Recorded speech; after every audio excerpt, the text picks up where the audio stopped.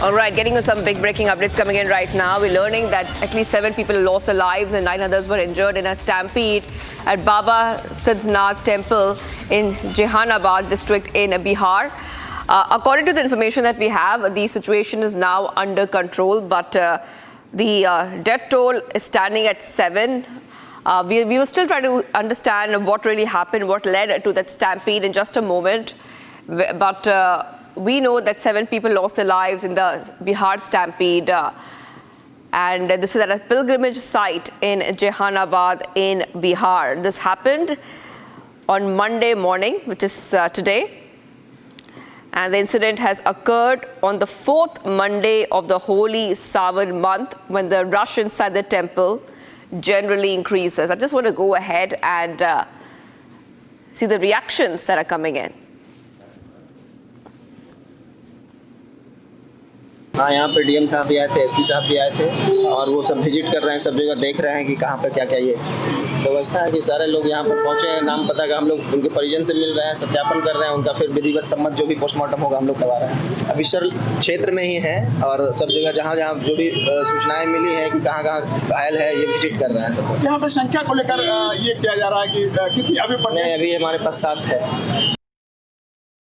हाँ, यहाँ पे डीएम साहब भी आए थे, एसपी साहब भी आए थे और वो सब विजिट कर रहे हैं, सब जगह देख रहे हैं कि कहाँ पर क्या क्या ये व्यवस्था है कि सारे लोग यहाँ पर पहुँचे हैं। नाम पता का हम लोग उनके परिजन से मिल रहे हैं, सत्यापन कर रहे हैं, उनका फिर विधिवत सम्मत जो भी पोस्टमार्टम होगा हम लोग करवा रहे हैं। अभी शहर क्षेत्र में ही है और सब जगह जहाँ जहाँ जो भी सूचनाएं मिली हैं कि कहाँ कहाँ घायल है, ये विजिट कर रहे हैं सब। यहाँ पे संख्या को लेकर ये किया जा रहा है कि कितनी अभी हमारे पास 7 है। All right, viewers. So let's go straight across to my colleague who's joining us on the phone line, Prakash, editor special projects, joining us. Prakash, a very, very unfortunate incident coming in from Bihar. If you could take our viewers through what happened and any details on what possibly led to this stampede. This incident took place last night itself at around 1 or 2 a.m. when a large number of people had congregated at the Baba Siddhnath Temple in Makhdumpur area of Jehanabad, which is on the tip of a hill. And a large number of people had gathered there to offer their prayers on the Monday morning. And in the meanwhile, there was a scuffle that took place and a fight that took place and some heated argument between the Kawariyas and the police personnel. And thereafter, the police personnel, in order to disperse the crowd, started a lathi charge on the crowd, and then the stampede took place. And in the process, 7 people are reported to be dead because 7 bodies have already arrived at the postmortem house in the Jehanabad district hospital here. And the situation is returned to normal as of now. The things are under control. But it's an unfortunate incident that has taken place, and the exact reason of the stampede is being investigated upon by the local district administration, the district magistrate, as well as the STO of Jehanabad, as well as the senior police officials are camping on this spot to restore normalcy and so that no untoward incidents takes place further. And a few people are also injured and are being treated in the local hospital there. And early morning reports that 7 bodies have already arrived, and a few more are injured who have been admitted into the hospital after a stampede took place in a temple in Siddheshwarnath Temple in Makhdumpur area of Jehanabad. Back to you. All right. Thank you, Prakash, for joining us with those details. We are also getting some reactions coming in from the eyewitnesses. Let's go ahead and see what they had to say. अरे भागदा जनता police में लड़ाई हो गया है। ऊपरे police और जनता में लड़ाई हुआ, वहाँ से पुलिस से लाठी रफ्ता तो जनता पीछे में हुआ, यहाँ से सब औरतें गिरते चल गया नीचे मुझे। और वहाँ पर चिमकिल था मिठाई वाला के, चिमकिलिया से सब झाँक के लेकिन पार होते चल गया। ऊपर से डंडा चला रहे थे कांवर वाला आदमी, और वो है ने ऊपर से ऐसे करके जो पीछे महे आदमी के टेले न हाथ से पेरने वाला आदमी सब उलट लगे। And viewers, we should have focused right now to the other story we're tracking. Call for justice for Abhaya is escalating in a powerful, very powerful move. We are seeing that a lot of protests will be held today in multiple parts of the country. This is the big update coming in Republic TV. And remember, this is coming in, viewers, as the news of a Kolkata trainee doctor being brutally killed has sent shockwaves. Now, doctors will be protesting, and Delhi doctors will suspend selective services, according to what we have learnt of on this story. Hospitals to suspend elective services. And this is coming in as anger spills over the Kolkata horror.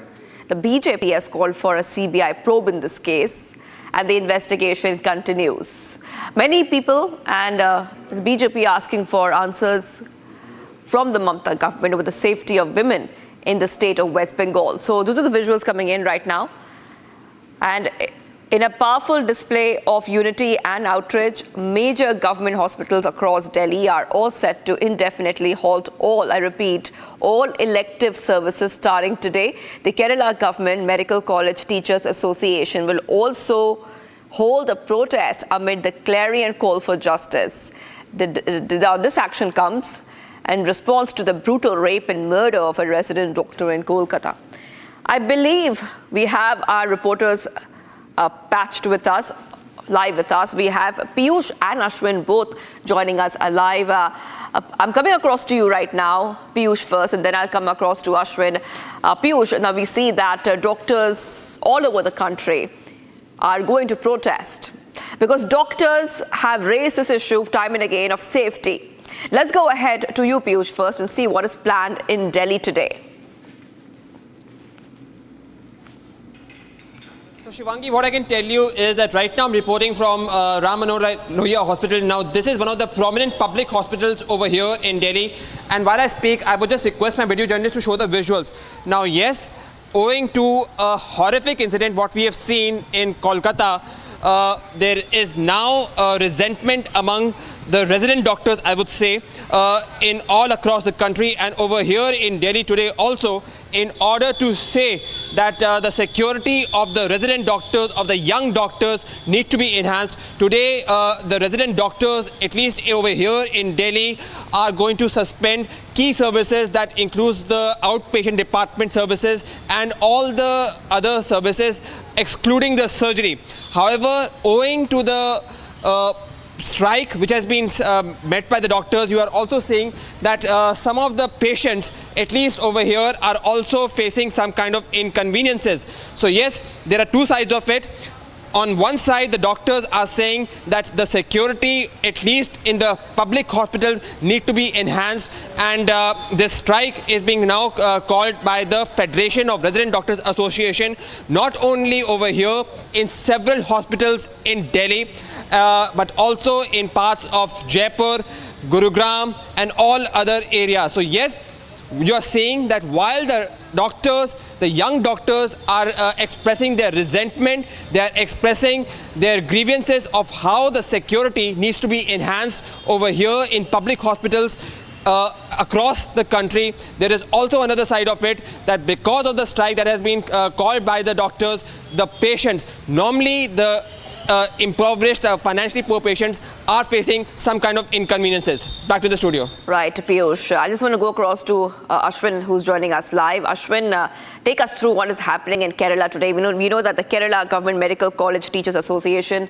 will also be holding a protest, and all these protests are, number one, that these doctors are very angry about what happened in Kolkata. Number two, they are demanding safety for themselves as well, because doctors do get attacked. And number three, these doctors also want justice for the Kolkata doctor, the trainee doctor Abhaya, who lost her life when she was at a hospital.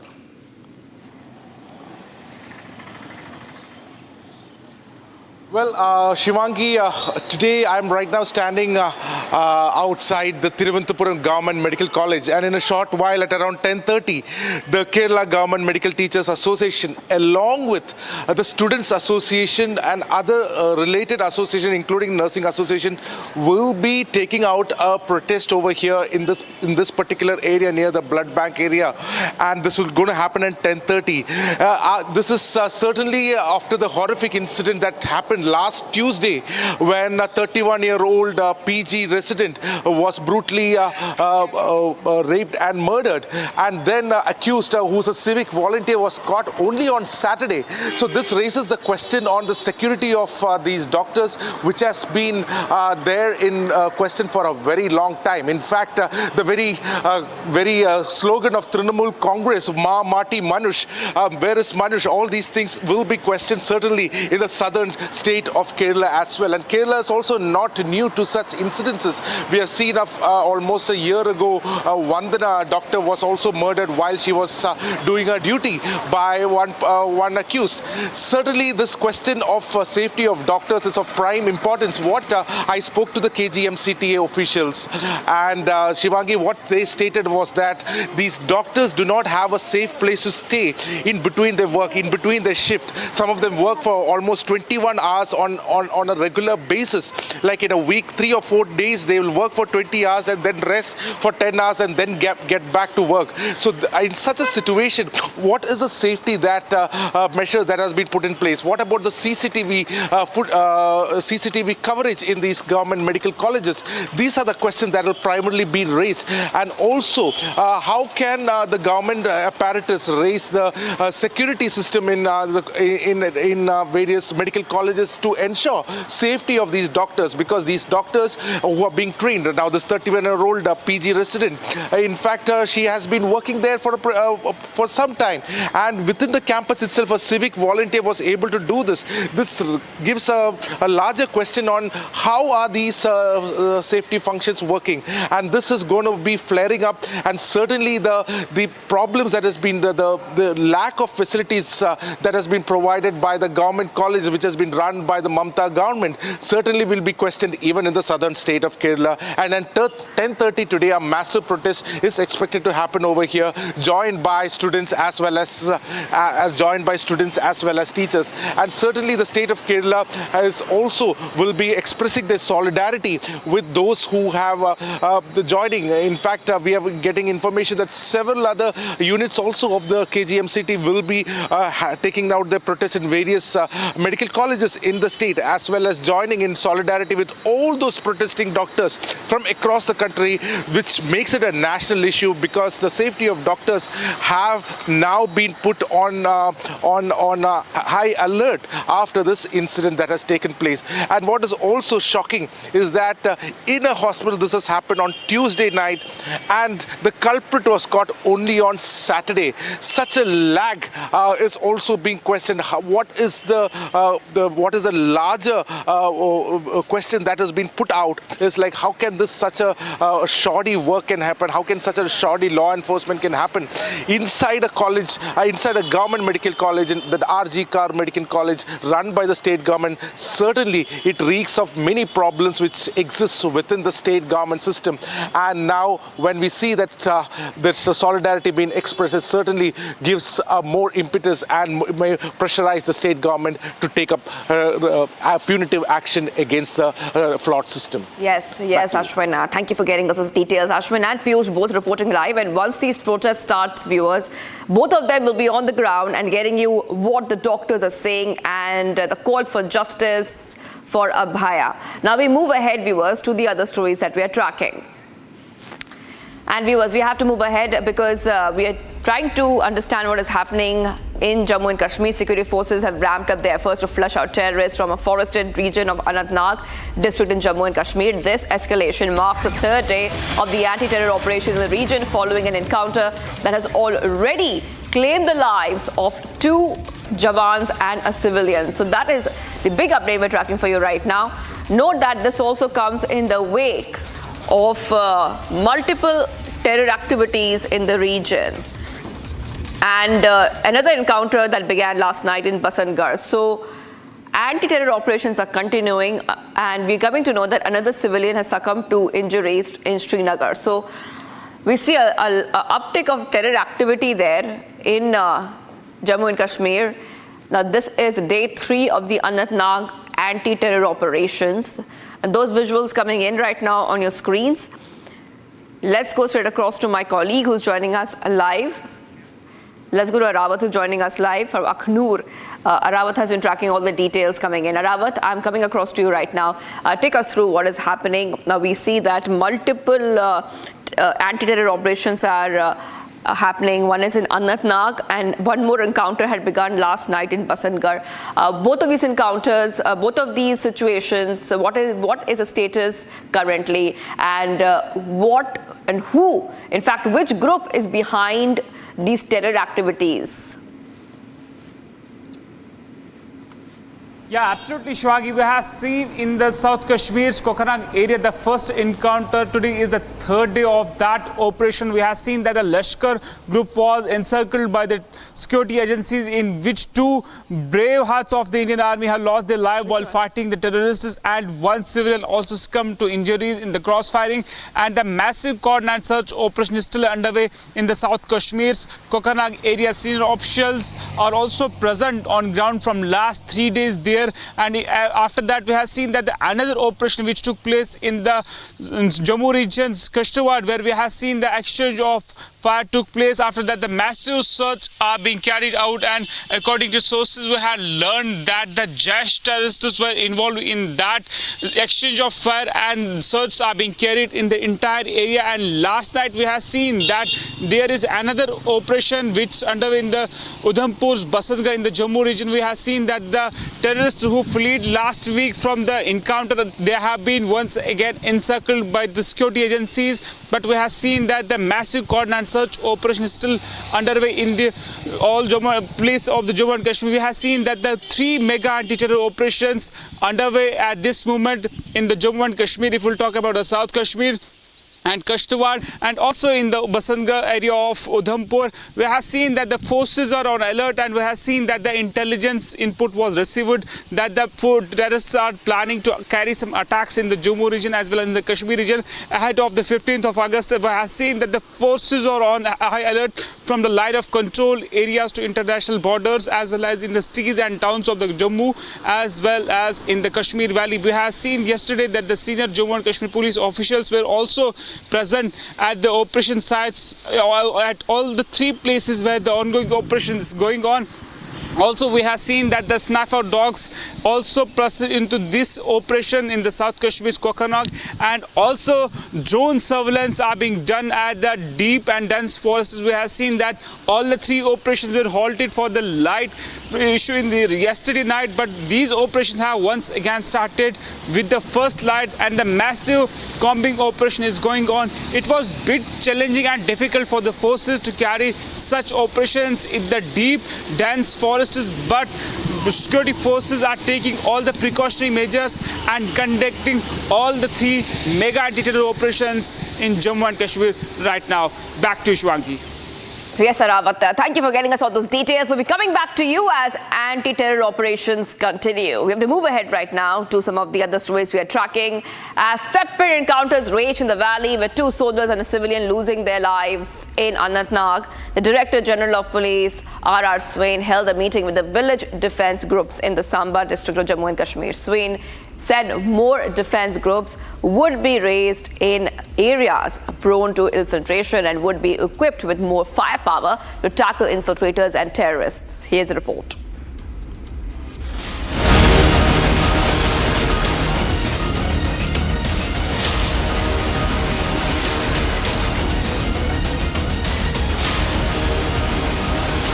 As the forces continued their pursuit of terrorists in the Anantnag and Kishtwar areas of Jammu and Kashmir, DGP R.R. Swain went into a huddle with the local village defense groups.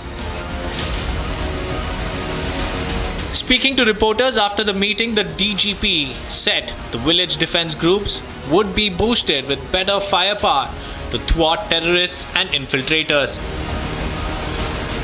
The DGP said more village defense groups would be put together in areas that are prone to infiltration. He added that the idea is to leverage the support from the armed forces in villages close to the LOC. We always have had a different kind of a challenge, the tunneling and the riverines, etc. But taking advantage of the villages, the border villages who have a history of, standing up and be able to participate alongside police and security forces to be able to, play their role or contribute and defeat infiltration and intrusion. We want to take that to a different level. There were village defense groups earlier, but their numbers were less. In a statement of intent, the Union Home Minister earlier cleared a proposal to arm the village defense groups in the valley with automatic rifles instead of outdated .303 rifles that they currently use. Meanwhile, former Jammu and Kashmir Deputy Chief Minister Kavinder Gupta hit back at National Conference Chief Farooq Abdullah for maligning our forces. Gupta said such attempts to question the integrity of forces were shameful. इतनी फौज है हमारे border पर, तो नहीं समझता किसी भी मुल्क में ऐसी इतनी फौज है। फिर ये लोग कैसे आ रहे हैं? ये दवाइयाँ कैसे आ रही हैं? मिले हुए हैं, हमारी बर्बादी के लिए मिले हुए। ये बड़ा शर्मनाक बयान है जो कि लोगों को गुमराह करता है। जम्मू कश्मीर को भारत के साथ पूरी तरह से मिलाने में जिस प्रकार से हमारे सुरक्षा बलों का एक रोल रहा है, देश की एकता और अखंडता के लिए उन्होंने अपने बलिदान दिए हैं, इस प्रकार की मानसिकता कहीं ना कहीं उसको घातक बनाती है।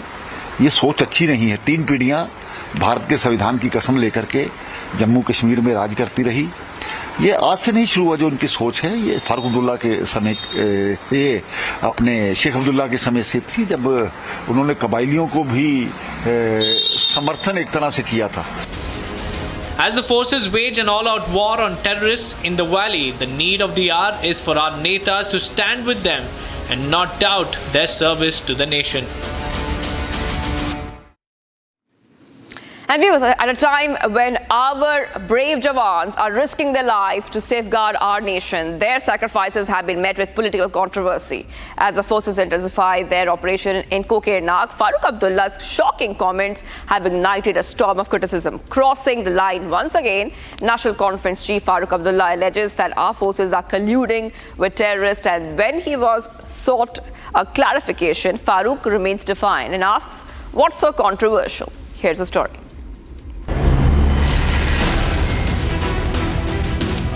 Our forces are going all out to avenge the martyrdom of our 2 brave Jawans who lost their lives in the line of duty in the Anantnag operation. But Farooq Abdullah has crossed the line once again.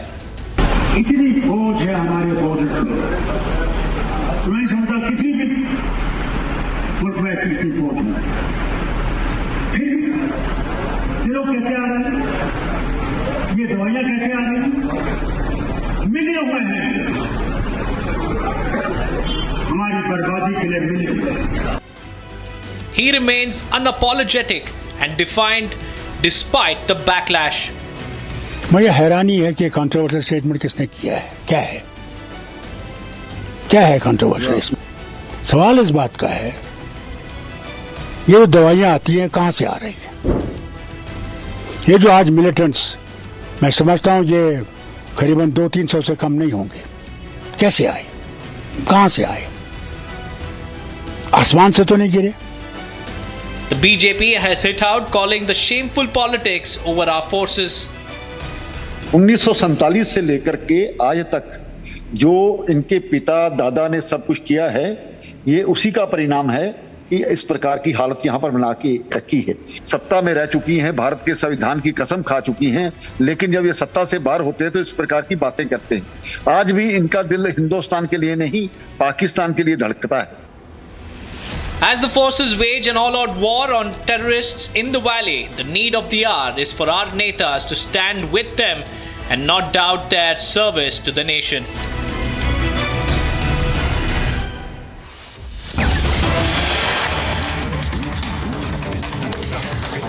All right, getting you some big breaking updates coming in right now on Public TV viewers. Hindu organizations and residents in various parts of Uttar Pradesh staged protest marches in response to recent attacks on Hindus in Bangladesh. In Varanasi, demonstrators took to the streets to voice their concern, while in Ayodhya, we see many Hindu organizations leading separate marches expressing their solidarity with the situation in Bangladesh. Now, these are the visuals coming in on your screen, viewers, about what really is happening. And not just here in India, but all over the world, we are seeing multiple protests being held, showing solidarity with the Hindu and the minority community, which has been targeted in Bangladesh. In the latest coming in, you can see those visuals from all over the world, from Times Square, New York, Washington, D.C., London, Israel, and even here in India, like we just told you, in multiple places and various parts of UP, we are seeing now that protests are being held in response to recent attacks on Hindus in Bangladesh. Let's go straight across to my colleague who's joining us live. Samiksha is joining us live. Samiksha, I'm coming across to you right now. If you could take our viewers to what is happening now. We know, and we have been telling our viewers about protests which are happening all across the globe, but here in India as well, in whether it's Bengaluru and now Uttar Pradesh, we are seeing that there's a lot of outrage here in India and solidarity with the Hindus being targeted in Bangladesh. That's right, Shivangi. You know, that's precisely the state of affairs. There's a worrying trend that we are seeing rampant attacks being carried out on the Hindu minorities in Bangladesh. In fact, to take you through the stats, Hindus represent 8% of the 170 million population in Bangladesh. And from the reports that are trickling in, we understand that there have been 205 instances of attacks across Bangladesh, in fact, in more than 50 districts. So, more than 200 instances of attacks on minorities across 52 districts in Bangladesh. And in wake of the situation unfolding in Bangladesh, we are seeing the kind of momentum that's building up, demanding action, demanding justice for the minorities in Bangladesh. So these are protests which are happening not just back home, but protests that are happening in London, protests that are happening in US, specifically in Houston, where protest march took place on Sunday itself, where the Hindu organizations came out in large numbers demanding justice for the minorities in Bangladesh. In fact, Shivangi, that being said, let's also tell our viewers that Hindus are being targeted. In fact, these are specific targets, targeted attacks happening, the ISKCON temple for that matter, even the Kali Mandir temple in Bangladesh, which are coming under attack. In fact, that being said, Shivangi, also to quickly add here that there are also some good Samaritans who are coming out to help the Hindus who are under the attack in Bangladesh. So yes, there are some good people also. In fact, Muslims for that matter, who are coming out to help the minorities who've been facing attacks in multiple districts in Bangladesh. Shivangi. All right, thank you, Samiksha, for getting us all those details. Samiksha getting us top updates as protests continue in various parts of India and abroad in solidarity with the Hindus being targeted in Bangladesh. Now we have to move ahead, viewers, to see what is happening amid the mounting global outrage and protests over the continued atrocities on Hindus in strife-torn Bangladesh. The interim government, which has failed to stem the rising tide of violence on minorities, resorted to enforcing a media gag instead. The caretaker regime threatened to shut down media houses over misleading reports. Watch this report to understand what happened.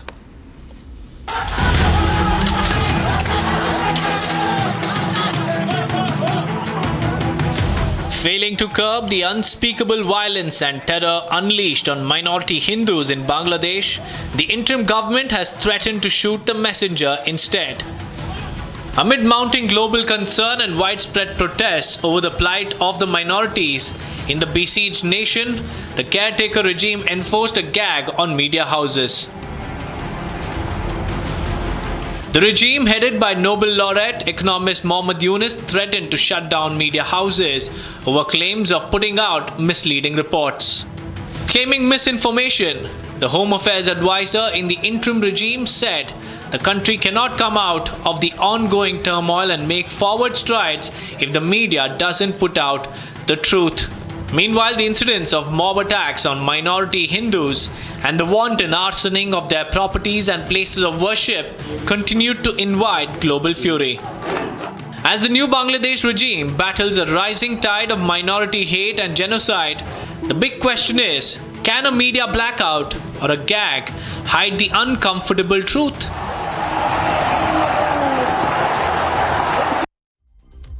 And viewers, getting you some more global updates. A Ukrainian missile intercepted by Russian defenses struck a residential building, injuring 13 people. Overnight, Russian forces intercepted 35 drones over the region, underscoring the intense and ongoing conflict. 13 people were injured when a Ukrainian missile intercepted by Russian defenses fell on a residential building in Russia's Kursk region. Страдавших двое в достаточно тяжелом состоянии. У нас школа уже сейчас готова. Может, вам удобно? Мы сейчас готовы вас туда отвезти, проводить. Там встретят вас в классах. Russian forces shot down 35 drones over Kursk. In response, Russia has announced tighter security measures in Kursk. Сегодня враг нанес очередную атаку по нашему мирному населению. Есть пострадавшие. Они сейчас находятся в больнице. К счастью, погибших нет. Ситуация на контроле. Ведем работу совместно с силовыми структурами. Прошу всех соблюдать четко команды о ракетной опасности, об атаке БПЛА и укрываться. This move follows an incursion earlier this week by Ukrainian forces that caught Russian troops off guard and highlighted vulnerabilities in their military. Fighting continues in the Kursk region. Russia, on the other hand, has been sending reinforcements to the area and deploying multiple rocket launchers. According to Russian Ministry of Emergencies, approximately 76,000 residents have been evacuated. Humanitarian organizations report that evacuees from Kursk are receiving assistance from the Russian Red Cross.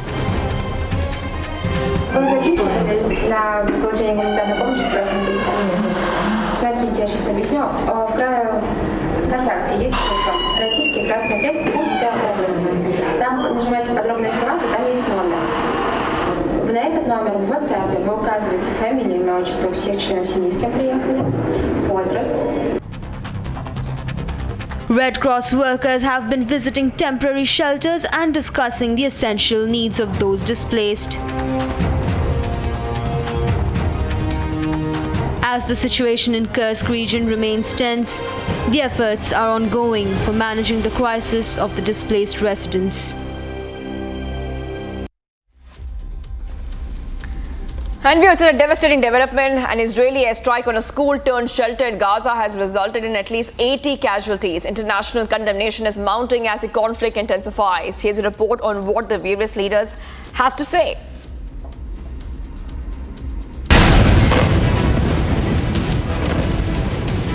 Israeli airstrikes hit a school-turned-shelter in Gaza, killing at least 80 people and injuring 50 more. The Israeli military targeted the Tabin school, claiming it was a Hamas command center. Early this morning, the IDF conducted a precision strike against the terrorists in one specific building of the compound, an area that, according to our intelligence, no women and children were present. You can see in a video published by us today that the compound is still intact and that there is no significant cratering or damage to the main structure of the compound. This pattern of systematic abuse of schools for military activities by Hamas and Islamic Jihad endangers both Gazans and Israeli civilians. The strike, which occurred early Saturday, has drawn widespread international condemnation with accusations of war crimes and violations of international law. The United Nations reported that Israeli forces have carried out systematic attacks on schools in Gaza, with at least 21 such incidents since early July. The death toll from the Gaza conflict continues to rise, with Palestinian authorities reporting nearly 40,000 fatalities since the war began 10 months ago. In response to the attack, countries including Egypt, Qatar, and Jordan have condemned Israel's actions and called for independent investigations into the airstrikes. التعبير عن الإدانة الواضحة والصريحة للعدوان الإسرائيلي الغاشم الذي وقع على مدرسة التابعين في حي الدرج في غزة، وهذا العدوان يشكل جريمة إضافية تضاف إلى سجل العار في سلسلة الجرائم وجرائم الحرب والجرائم ضد الإنسانية والانتهاكات الجسيمة التي ما فتئت سلطات الاحتلال الإسرائيلي وجيش الاحتلال الإسرائيلي يمارسها ويستمر في ممارستها في غزة وفي الضفة الغربية في انتهاك واضح لقواعد القانون الدولي والقانون الدولي الإنساني. US Vice President Kamala Harris, on the other hand, expressed concerns over civilian casualties, emphasizing the need for Israel to avoid harming non-combatants while defending itself. The humanitarian crisis in Gaza deepens as the war disrupts daily life, with mass evacuations and widespread destructions, leaving many displaced and without safe shelter. هذا النزوح رقم 5 أو رقم 6. أنا حاليا موجود في مدينة حمد، وتم إخلاء المدينة أو البرجين تم قصفهم، وحاليا في إشاعات أو إشي رسمي يتداول بإخلاء مدينة حمد. وين نتوجه إحنا مش عارفين. بيحكوا المواصل إنها منطقة آمنة، بس أنا بعتقد إنه الاحتلال فيش أي منطقة آمنة حتى منطقة إنسانية.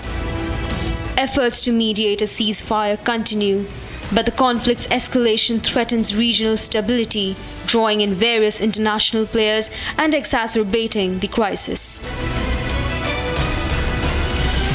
A devastating landfill collapse in the Ugandan capital of Kampala has claimed at least 21 lives and injured 14 others. Here's a report on how the Kitsi landfill, a crucial waste disposal site for the city, gave way late Friday, causing significant casualties. A major collapse at the Kitsi landfill in the Ugandan capital of Kampala has left at least 21 people dead and 14 injured. The incident occurred late Friday at the Kitsi landfill, which is a primary waste disposal site serving much of Uganda's capital. Ekituuseewo twafunyeemu ekikangawo wano ku kitundu kasasiro n'etambula obudde bw'ekiro ng'abantu beebase ebyembi nti ebadde amayumba galiraanye kasasiro kati abantu bangi nnyo bafiiridde awo mu mayumba weebali kasasiro yabaziise. Among the deceased are 2 children. However, the death toll is expected to rise as rescue teams continue their search through the rubble. The landfill, located on a steep slope in an impoverished area, has seen heavy rainfall, which is believed to have triggered the collapse. The collapse has particularly affected women and children who collect plastic waste for income and homes built close to the landfill. Tufiiriddwa abantu baffe bangi nnyo nga emirambo gye twakasooka okuzuulako giri emirambo 11 naye nga bangi nnyo baatwaliddwa ku makya nga rescue team tezinaba kujja abatannaba kumanyikibwa nabo bangi. Ekisinga otuluma nga ffe abakulembeze tuzze twogerako eno ensonga nga tubagamba bannange kasasiro ono. Rescue operations are ongoing, with teams working through heaps of trash to locate and recover more victims from the disaster site. The Kitsi landfill disaster reflects concerns about waste management and safety in the rapidly growing urban areas of Kampala.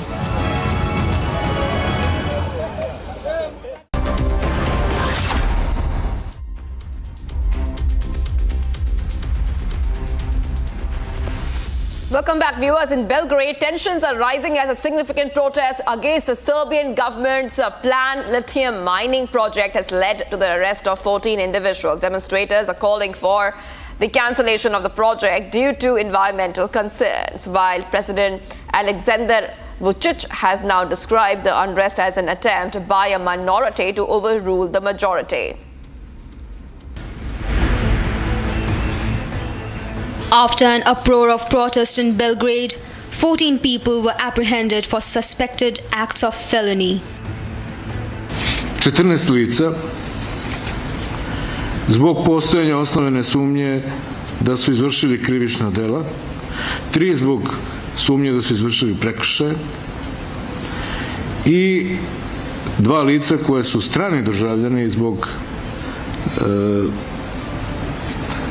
njihovog boravka, odnosno prisustva u blizini, na protestu u blizini najvažnijih državnih institucija. The protesters have been demanding the government to stop its planned lithium mining project. Meanwhile, Serbian President Aleksandar Vučić labeled the protest as a case of terror of minority over majority. Parada na samom mostu Gazela nisu bili nikakav doprinos demokratiji, već upravo izvrgavanje ruglu demokratije kao oblika političkog režima i provođenje nasilja i volje manjine i terora manjine nad većinom. The president also addressed the protesters who blocked the train tracks and roads. In response, the government has set up a medical team to check for any health risks and call center for citizens to share their concerns, trying to ease some of the opposition. President Vučić also claimed that the Russian intelligence warned him about a potential uprising planned by Western powers to destabilize his government. After the protest, some demonstrators moved to Belgrade's main train stations, saying they would block the train services until their demand to stop the mining project is met. Mislim da ovo mora da stane konačno. Previše laži, previše. Nema tu mnogo što da se kaže. Stvar je jasna, ko malo razume, ko i ole mozga ima, shvata da ovo nema nikakvog smisla. Bilo je stvari, mnogo loših stvari, ali ovo je prevršilo. In reaction, the Serbian government and state media compared the protests to Ukraine's Maidan uprising in 2013, which led to the removal of pro-Russian President Viktor Yanukovych. The mining plan, which was put on hold in 2022 due to protests, has been revived after a recent EU deal on essential raw materials. The EU deal, on the other hand, aims to reduce Europe's reliance on Chinese lithium, aligning with Serbia's goal of joining the EU while maintaining strong ties with both Russia and China. Despite assurances of high environmental standards from the Serbian government and Rio Tinto, local communities and environmentalists have still not been convinced and continue to oppose the project. The shocking story that we are tracking from Kolkata, a trainee doctor was raped and murdered while she was on duty. This incident, as we understand, happened in wee hours of Friday. So this is the shocking incident that came to light from a government hospital in Kolkata, where a trainee doctor was raped and murdered, while a person has been arrested for this brutal rape incident that is coming to light. There is a chorus for justice. The initial autopsy of the postgraduate trainee doctor indicates that she was murdered after being sexually assaulted. There was bleeding from the woman's private parts, as per the report. In fact, not just that, there were injuries to other body parts as well. So this is a government medical college in Kolkata where the trainee doctor was raped and murdered in wee hours of Friday. The autopsy report said that there was bleeding from both her eyes and mouth, injuries over the face and nail. The victim was bleeding from her private parts as well. She also had injuries in her belly, left leg, neck, and in her right hand. Let's go across to Piyush, who's getting us the details of what exactly transpired that fateful night. Piyush, once again, if you can take us to the details of this report, the autopsy report that we've accessed, which shows which has details of how the private parts of the deceased were bleeding and that there were injury marks on other body parts as well. Samiksha, some very horrific detail are coming to fore of what actually happened to this 31-year-old Dr. Abhaya, who was sexually assaulted by a person identified as Sanjay Roy. Now, as far as the autopsy report is concerned, the accused in this case, who was arrested he was arrested on Saturday, and let me also tell you that this incident occurred on last Tuesday while the person was arrested on Saturday. So this again did put a lot of question as far as the law enforcement agencies doing a proper investigation in this case. Nevertheless, the autopsy report that has now been retrieved by the Republic shows that how horrific the entire incident was. In fact, what we've been told is that this accused, after consuming alcohol and also viewing porn, came and sexually assaulted Dr. Abhaya at around 11 p.m. in RG Kar Medical College, and there are now reports of how there was bleeding that was reported from the private parts of Dr. Abhaya, and also there were injury marks on her lips, face, and the bruises were also seen at the backside. So yes, some very horrific details are coming to fore, and it does bring you chills at the spine level at the kind of travesty and ordeal which Dr. Abhaya went through. Having said that, with the kind of tragedy we have seen in a public hospital in Kolkata, now there is anger and resentment that is being viewed all across the hospitals in the country. Right now, I'm reporting from Ram Manohar Lohia Hospital in Delhi. The resident doctors have now expressed their shock, resentment and anger of this horrific incident which has occurred in Kolkata. And today, the outpatient department services are being put off. And you are seeing that over here, that in a way, because the resident doctors have called for a strike, there are some patients who are facing the problems, but again, with the kind of tragedy, with the kind of ordeal which we are seeing, you are seeing that the doctors are now expressing their shock and resentment over this entire incident. Back to the studio. Piyush, stay with us. I'll just come back to you. Let's go across to Ashwin also, who's joining us live. Ashwin, it is a protest march that will be staged by the doctors in Thiruvananthapuram. But talk to us about this new law which the TMC is demanding. What is this new law that the TMC wants to be formulated, one? And what is it that the doctors demand pan-India when it comes to this horrific incident that came to light from Kolkata? The brutality of the incident, in fact, has given such a rise to such a resentment that it has crossed the borders of the state of West Bengal. In fact, all across the country, there are various voices which have been heard. There are some relatives of mine who are also doctors, and they have all been stating that wherever they are, there is protest that is going to be taking place. In Thiruvananthapuram, for instance, the Kerala Government Medical College Association, in fact, along with various student associations, at 10:30 a.m. is going to take out a march. And the question that has essentially been raised is that how can a doctor who is 31-year-old, who is a senior resident, been a victim of such a cruel crime right in the place where she's working? So the safety of women at workplace, especially for doctors, is something which has been a question that has been ongoing for some time, especially in a state like Kerala, where we have seen a recent instance of Dr. Vandana being stabbed by an accused who had brought in by the police for a medical checkup. All these incidents have come to fore, and so Kerala has also not forgotten such incidences. So when an incident like that has happened in West Bengal, certainly the doctors over here are stating that this cannot be rubbished off. It is not an incident that has happened in one state, and certainly questions are being raised, and what are the measures that will be put in place to ensure security of doctors at their workplace. Well, absolutely, Ashwin. Thank you for the moment. We will keep coming back to you. Also to add here that the Indian Medical Association has given a 48-hour deadline to the Bengal government, which ends today. That being said, there is a strong chorus for justice. Pan-India protest being staged by the doctors demanding safety of the doctors, not just at government hospitals, but even at private hospitals. Let's move on to news that we are tracking from J&K, where the anti-terror operations continue. In fact, this is specifically in Anantnag, where the anti-terror operations have been on for over 24 hours now. In fact, note this comes with just less than 2 months to go for assembly elections to take place in J&K. So it is day 3 of Anantnag anti-terror operations. Several hideouts of terrorists which are being funded by Pakistan have been busted in the last few weeks. And this is an operation which is specifically taking place in Anantnag, where 4 to 5 terrorists are believed to be hiding and are very much active at this location.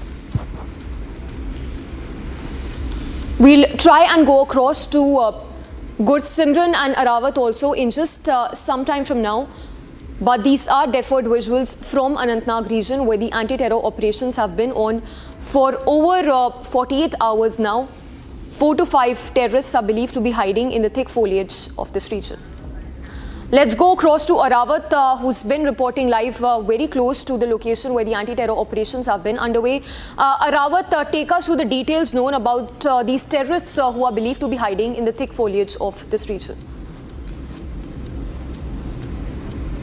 Yeah, absolutely, Shwangi. We have seen these kind of operations from the last couple of months in the Kashmir Valley. But if we'll talk about the ongoing operation which is underway in the South Kashmir's Kolkata, it was the intelligence-based input that was received by the security agencies. There are some presence of the terrorists who have crossed the fence from the Doda area to the Kashmir Valley to disturb the peace process in the Kashmir Valley. But we have seen that the forces' alertness and the massive coordinated search operation were launched. But unfortunately, 2 Indian Army Jawans lost their lives while fighting the terrorists. And we have seen that in the crossfire, 1 civilian also has sustained injuries, later succumbed to the injuries. But we have seen that the cordon and search operation is still on place. We have seen that the multiple layers of security are being done there, and it's a bit difficult for the forces to carry such challenging operations because there is a deep and dense forest where these operations are going on at this moment. And the second operation, which is underway in the Jammu region's Kishtwar, where brief exchange of fire took place and the massive coordinated search operation is still underway. And if we talk about the third operation, which is underway in the Jammu's Udhampur region, we have seen the Basangra area where the brief exchange of fire took place and the massive coordinated search operation is still going on at the 3 places. We have seen today is the 3rd day of Anantnag operation, where we have seen that the exchange of fire took place, and we have seen that the senior officials from the Jammu and Kashmir police are also monitoring all operations very closely. Back to Shwagi. All right, Arawat, Samiksha this side, thank you for the moment. And also note that the anti-terror operations have been taking place in Anantnag in the backdrop of the attack. In fact, the encounter in which 2 of our Jawans and 1 civilian lost his life. In fact, this with just 2 months to go for the J&K Assembly elections to take place. Keeping this in mind, the security grid has been heightened across the valley. Take a look at this report for more details.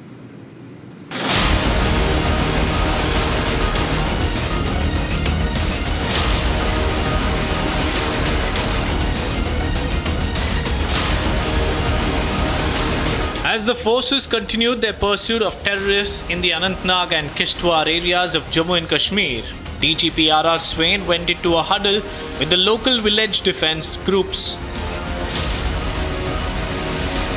Speaking to reporters after the meeting, the DGP said the village defense groups would be boosted with better firepower to thwart terrorists and infiltrators. The DGP said more village defense groups would be put together in areas that are prone to infiltration.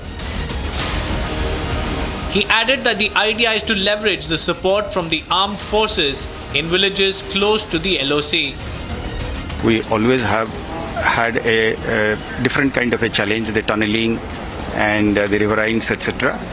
But taking advantage of the villages, the border villages who have a history of standing up and be able to participate alongside police and security forces to be able to, play their role or contribute and defeat infiltration and intrusion.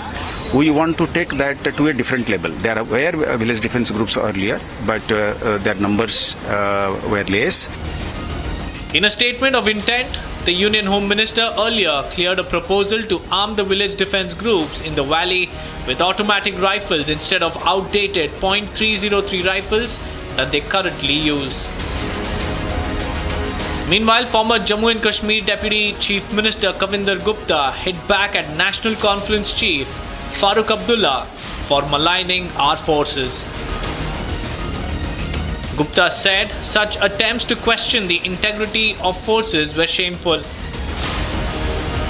इतनी फौज है हमारे border पर, तो मैं समझता किसी भी मुल्क में ऐसी इतनी फौज नहीं। फिर ये लोग कैसे आ रहे हैं, ये दवाइयाँ कैसे आ रही हैं, मिले हुए हैं, हमारी बर्बादी के लिए मिले हुए। बड़ा शर्मनाक बयान है जो कि लोगों को गुमराह करता है। जम्मू कश्मीर को भारत के साथ पूरी तरह से मिलाने में जिस प्रकार से हमारे सुरक्षा बलों का एक रोल रहा है, देश की एकता और अखंडता के लिए उन्होंने अपने बलिदान दिए हैं, इस प्रकार की मानसिकता कहीं ना कहीं उसको घातक बनाती है। ये सोच अच्छी नहीं है। 3 पीढ़ियां भारत के संविधान की कसम लेकर के जम्मू कश्मीर में राज करती रही। ये आज से नहीं शुरू हुआ जो उनकी सोच है, ये फारूक अब्दुल्ला के समय, ये अपने शेख अब्दुल्ला के समय से थी, जब उन्होंने कबाइलियों को भी समर्थन एक तरह से किया था। As the forces wage an all-out war on terrorists in the valley, the need of the hour is for our netas to stand with them and not doubt their service to the nation.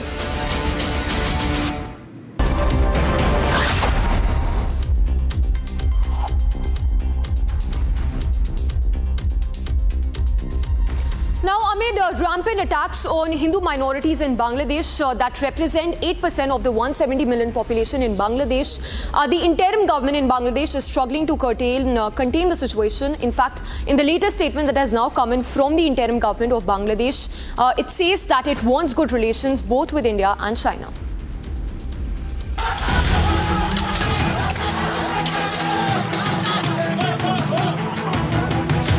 Failing to curb the unspeakable violence and terror unleashed on minority Hindus in Bangladesh, the interim government has threatened to shoot the messenger instead. Amid mounting global concern and widespread protests over the plight of the minorities in the besieged nation, the caretaker regime enforced a gag on media houses. The regime, headed by Nobel laureate economist Mohammad Yunus, threatened to shut down media houses over claims of putting out misleading reports. Claiming misinformation, the Home Affairs advisor in the interim regime said the country cannot come out of the ongoing turmoil and make forward strides if the media doesn't put out the truth. Meanwhile, the incidents of mob attacks on minority Hindus and the wanton arsoning of their properties and places of worship continued to invite global fury. As the new Bangladesh regime battles a rising tide of minority hate and genocide, the big question is, can a media blackout or a gag hide the uncomfortable truth? And we begin first up with the latest that we are tracking on the Russia-Ukraine war, the war that rages on for over 2 years now. In fact, a Ukrainian missile that was in the latest intercepted by the Russian defenders struck a residential building which injured 13 people. In fact, overnight Russian forces intercepted 35 drones over the nation, underscoring the intense and ongoing conflict for over 2 years now. 13 people were injured when a Ukrainian missile intercepted by Russian defenses fell on a residential building in Russia's Kursk region. Страдавших двое в достаточно тяжелом состоянии. У нас школа уже сейчас готова. Может, вам удобно? Мы сейчас готовы вас туда отвезти, проводить. Там встретят вас в классах. Russian forces shot down 35 drones over Kursk.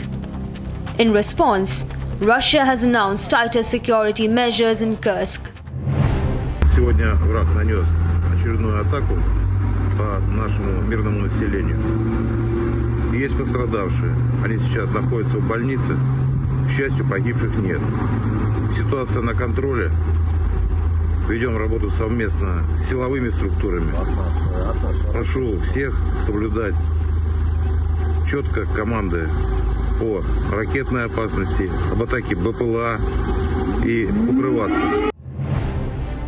This move follows an incursion earlier this week by Ukrainian forces that caught Russian troops off guard and highlighted vulnerabilities in their military. Fighting continues in the Kursk region. Russia, on the other hand, has been sending reinforcements to the area and deploying multiple rocket launchers. According to Russian Ministry of Emergencies, approximately 76,000 residents have been evacuated. Humanitarian organizations report that evacuees from Kursk are receiving assistance from the Russian Red Cross. Вы записывались на получение гуманитарной помощи в красном крестине. Смотрите, я сейчас объясню. ВКонтакте есть Российский Красный Крест Курской области. Там нажимаете подробная информация, там есть номер. На этот номер в WhatsApp вы указываете фамилию, имя, отчество всех членов семьи, с кем приехали, возраст. Red Cross workers have been visiting temporary shelters and discussing the essential needs of those displaced. As the situation in Kursk region remains tense, the efforts are ongoing for managing the crisis of the displaced residents. Now, in the Middle East, the Israel-Hamas war rages on for over 2 years now, while the ceasefire deal is yet to be struck. In fact, in the latest, an airstrike struck a region in Gaza that has resulted in at least 80 casualties. The international condemnation is now mounting as the conflict has only been intensifying, with the ceasefire deal that still hangs in the balance. Israeli airstrikes hit a school-turned-shelter in Gaza, killing at least 80 people and injuring 50 more. The Israeli military targeted the Tabin school, claiming it was a Hamas command center. Early this morning, the IDF conducted a precision strike against the terrorists in one specific building of the compound, an area that, according to our intelligence, no women and children were present. You can see in a video published by us today that the compound is still intact and that there is no significant cratering or damage to the main structure of the compound. This pattern of systematic abuse of schools for military activities by Hamas and Islamic Jihad endangers both Gazans and Israeli civilians. The strike, which occurred early Saturday, has drawn widespread international condemnation, with accusations of war crimes and violations of international law. The United Nations reported that Israeli forces have carried out systematic attacks on schools in Gaza, with at least 21 such incidents since early July. The death toll from the Gaza conflict continues to rise, with Palestinian authorities reporting nearly 40,000 fatalities since the war began 10 months ago. In response to the attack, countries including Egypt, Qatar, and Jordan have condemned Israel's actions and called for independent investigations into the airstrikes. التعبير عن الإدانة الواضحة والصريحة للعدوان الإسرائيلي الغاشم الذي وقع على مدرسة التابعين في حي الدرج في غزة، وهذا العدوان يشكل جريمة إضافية تضاف إلى سجل العار في سلسلة الجرائم وجرائم الحرب والجرائم ضد الإنسانية والانتهاكات الجسيمة التي ما فتئت سلطات الاحتلال الإسرائيلي وجيش الاحتلال الإسرائيلي يمارسها ويستمر في ممارستها في غزة وفي الضفة الغربية في انتهاك واضح لقواعد القانون الدولي والقانون الدولي الإنساني. US Vice President Kamala Harris, on the other hand, expressed concerns over civilian casualties, emphasizing the need for Israel to avoid harming non-combatants while defending itself. The humanitarian crisis in Gaza deepens as the war disrupts daily life, with mass evacuations and widespread destructions, leaving many displaced and without safe shelter. هذا النزوح رقم 5 أو رقم 6. أنا حاليا موجود في مدينة حمد، وتم إخلاء المدينة أو البرجين تم قصفهم، وحاليا في إشاعات أو شيء رسمي يتداول بإخلاء مدينة حمد. وين نتوجه إحنا مش عارفين. بيحكوا المواصل إنها منطقة آمنة، بس أنا بعتقد إنه الاحتلال فيش أي منطقة آمنة، حتى منطقة إنسانية. Efforts to mediate a ceasefire continue, but the conflict's escalation threatens regional stability, drawing in various international players and exacerbating the crisis.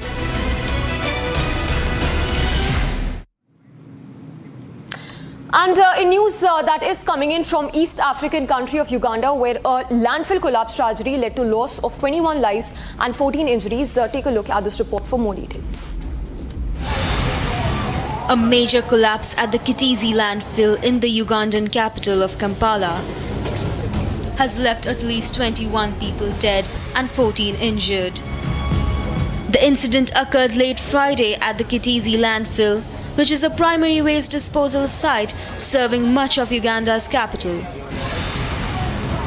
Ekituuseewo twafunyeemu ekikangawo wano ku kitundu kasasiro n'etambula obudde bw'ekiro ng'abantu beebase ebyembi nti ebadde amayumba galiraanye kasasiro kati abantu bangi nnyo bafiiridde awo mu mayumba weebali kasasiro yabaziise.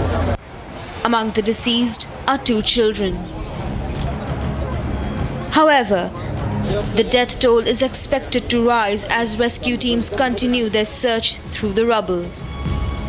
The landfill, located on a steep slope in an impoverished area, has seen heavy rainfall, which is believed to have triggered the collapse.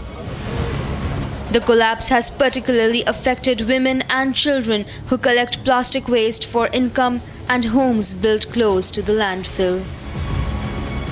Tufiiriddwa abantu baffe bangi nnyo nga emirambo gye twakasooka okuzuulako giri emirambo 11 naye nga bangi nnyo baatwaliddwa ku makya nga rescue team tezinaba kujja abatannaba kumanyikibwa nabo bangi.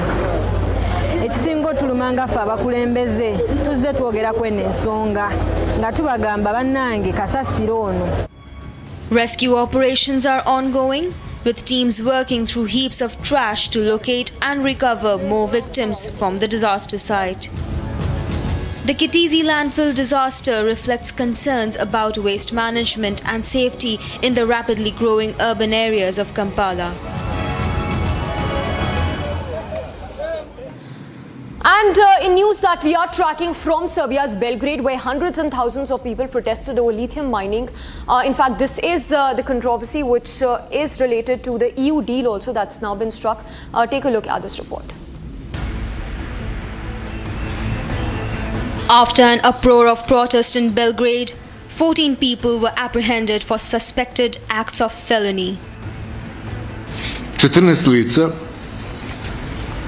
zbog postojanja osnovane sumnje da su izvršili krivična dela, 3 zbog sumnje da su izvršili prekršaje i 2 lica koje su strani državljani zbog njihovog boravka, odnosno prisustva u blizini, na protestu u blizini najvažnijih državnih institucija. The protesters have been demanding the government to stop its planned lithium mining project. Meanwhile, Serbian President Aleksandar Vučić labeled the protest as a case of terror of minority over majority. Rada na samom mostu Gazela nisu bili nikakav doprinos demokratiji, već upravo izvrgavanje ruglu demokratije kao oblika političkog režima i provođenje nasilja i volje manjine i terora manjine nad većinom. The president also addressed the protesters who blocked the train tracks and roads. In response, the government has set up a medical team to check for any health risks and call center for citizens to share their concerns, trying to ease some of the opposition. President Vučić also claimed that the Russian intelligence warned him about a potential uprising planned by Western powers to destabilize his government. After the protest, some demonstrators moved to Belgrade's main train stations, saying they would block the train services until their demand to stop the mining project is met. Mislim da ovo mora da stane konačno. Previše laži, previše. Nema tu mnogo što da se kaže. Stvar je jasna, ko malo razume, ko i ole mozga ima, shvata da ovo nema nikakvog smisla. Bilo je stvari, mnogo loših stvari, ali ovo je prevršilo.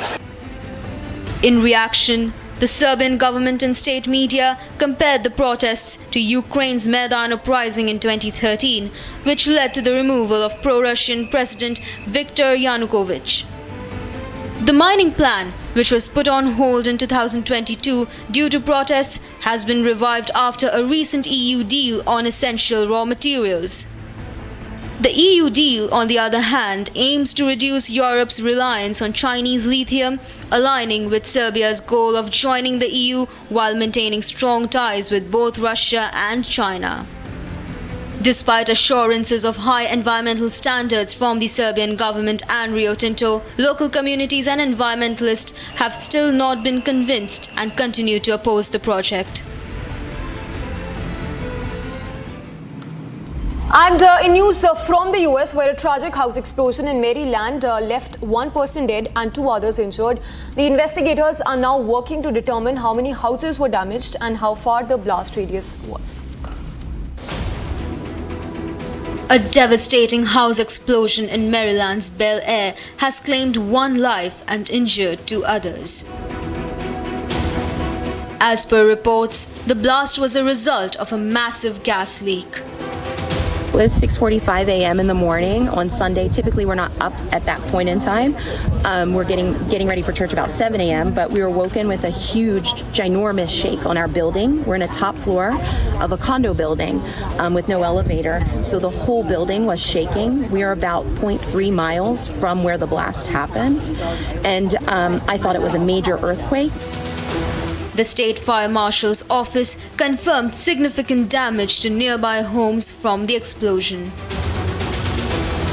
Residents described the explosion as a violent shake, likening it to an earthquake. I was thinking, wake up my children, get them out near the door in case we do have to evacuate the building quickly.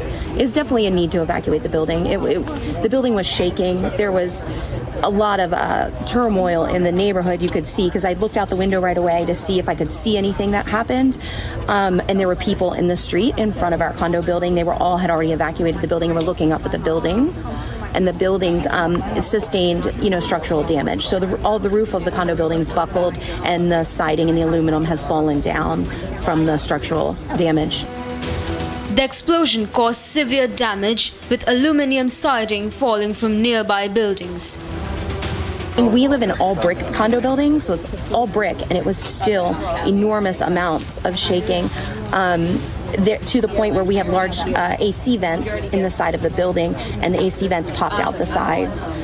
In case there may be structural damage and foundational damages, we wanted to know if we need to evacuate or not. First responders pronounced the victim dead at the scene, and 2 others sustained injuries. As the investigation continues, the community grapples with the aftermath, while local officials work to ensure the safety and support of all affected residents.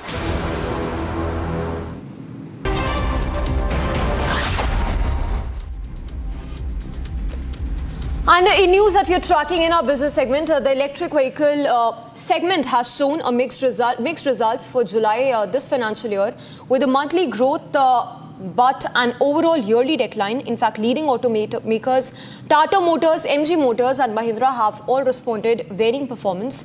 Here's a report with the figures and market trends. The electric passenger vehicle segment experienced a 9.38% growth month-on-month in July 2024, signaling some positive movement amid a year-on-year sales decline. While overall retail sales have dropped compared to last year, the latest data shows promising signs of recovery, with key players like Tata Motors, MG Motors and Mahindra reporting varying performances. Tata Motors led with 4,775 units sold, marking a 9.87% growth year-on-year. MG Motors India, on the other hand, sold 1,522 units, reflecting a 23.04% year-on-year increase. Meanwhile, Mahindra recorded 487 units sold, with a 28.5% year-on-year growth. As the festive season approaches and new models are introduced, the electric vehicle market is expected to gain momentum and counteract the current yearly decline.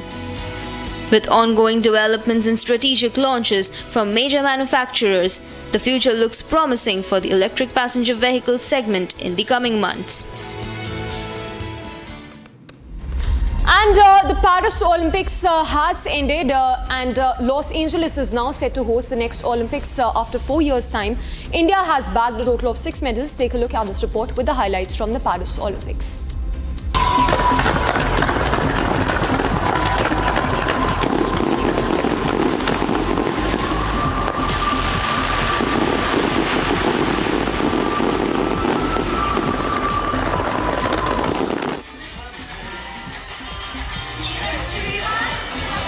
Paris wraps up its Olympic Games with a vibrant closing ceremony at the Stade de France, marking the end of an extraordinary event.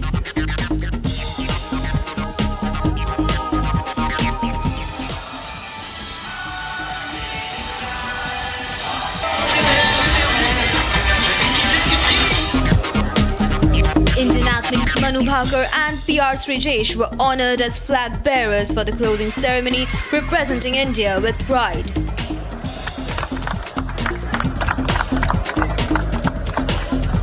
Meanwhile, Srijesh spoke about the significance of this moment, calling it a great honour to carry the flag in his final Olympic event. It's a great honour, last tournament, and got this opportunity to carry the flag in the closing ceremony. So fantastic.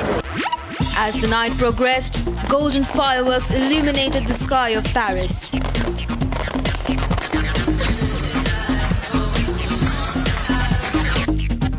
Followed by the various events, the Olympic flag was ceremoniously handed over to Los Angeles, marking the transition of host duties to the City of Angels for the 2028 Olympic Games. Our games got our national special security exemption designation this January, which is 3 years earlier than any event in the history of the country, which means the federal government is activated and engaged and working already on helping us deliver and secure the games. Our mantra, we need to be the safest place, but we need to be the greatest experience as well, and we're not going to sacrifice one for the other.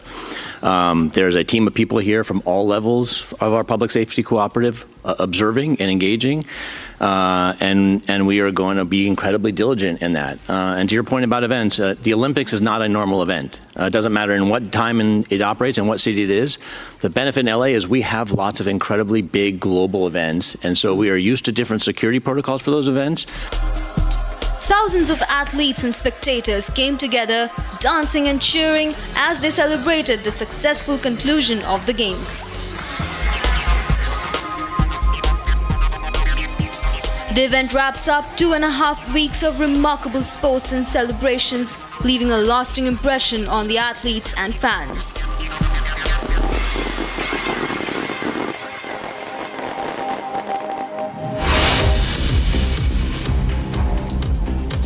Music icons Billie Eilish, Red Hot Chili Peppers and Snoop Dogg performed for thousands of fans as Paris closes Summer Games that revitalize the Olympics, with the baton being passed to Los Angeles and Hollywood's Dazzle. IOC President Thomas Bach, joined by athletes and French swimmer Leon Merchant, extinguished the Olympic flame before officially declaring the 33rd Summer Games closed.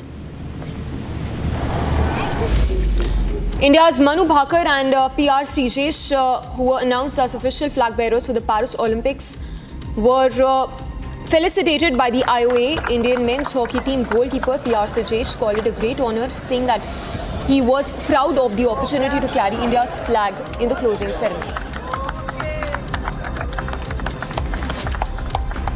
It's a great honour, last tournament, and got this opportunity to carry the flag in the closing ceremony. So fantastic. Manchester City manager Pep Guardiola is hopeful that Jack Grealish will be ready for the first games of the new Premier League season scheduled for Friday against the long-time rivals Chelsea.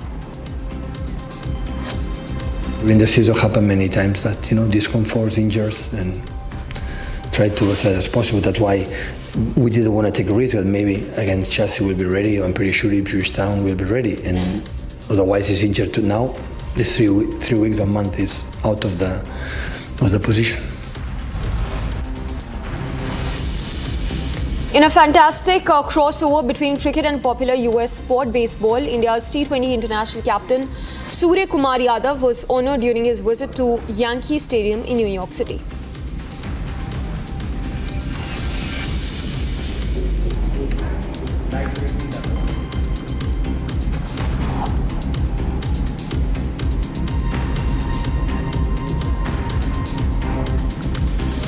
And that's all we have for you in this edition of Live This Morning. But do not go anywhere. Live and breaking coming up with a lot of breakings lined up after this very short break.